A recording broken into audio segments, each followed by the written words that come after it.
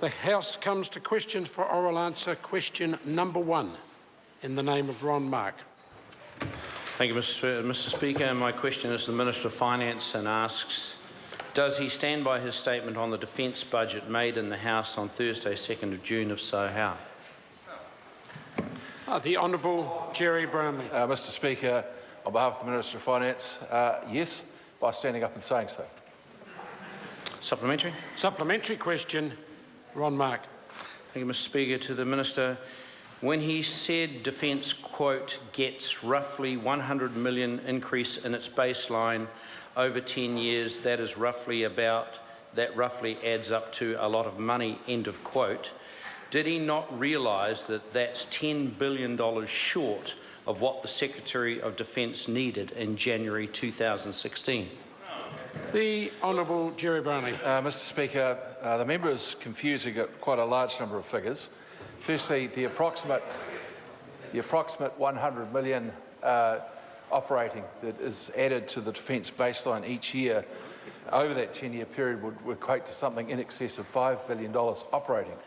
What the figure that the member is interested in is an $11 billion figure that was signalled by the Defence Ministry on the 27th of January 2016, which is a capital spend expected over a 10-year period. Supplementary, Mr. Speaker. Supplementary question, Ron Mark. Thank you, Mr. Speaker. To the Minister, thank you.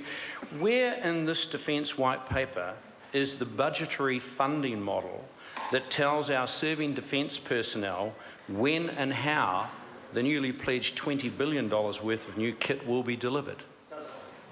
The Honourable Jerry Brownlee. Well, Mr. Speaker, that's a question that should be best addressed to the Minister of Defence.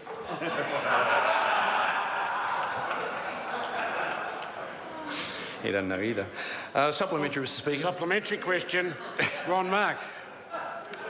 Where is the funding in the budget to increase... Sorry. Where is the funding in the budget to increase serving personnel numbers to at least the numbers they were when National took office in 2008?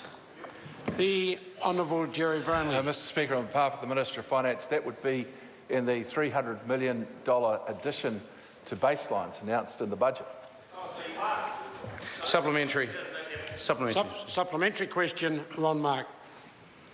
To the Minister, if only 1 week after Budget 2016 the government's forecast surplus dropped by $1 billion and there is no budgetary funding model in the White Paper, can I have the supplementary question, please? What confidence can any soldier or sailor or aviator have that this government can and will deliver the $20 million promised?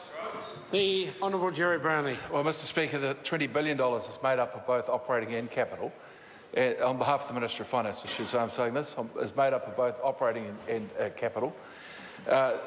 Quite clearly, this is a very different approach to military procurement from that of the past.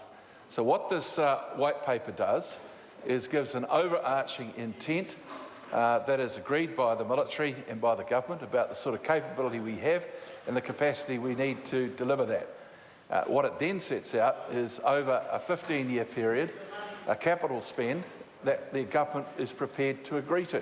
It allows the military to go out now and on a case-by-case basis, as they wish to replace aircraft, inside the stipulation of surveillance, strategic and tactical airlift, of the ice-strengthened ships, and the rest of the procurement that we know has to be replaced in the next few years, they can confidently engage in those purchases.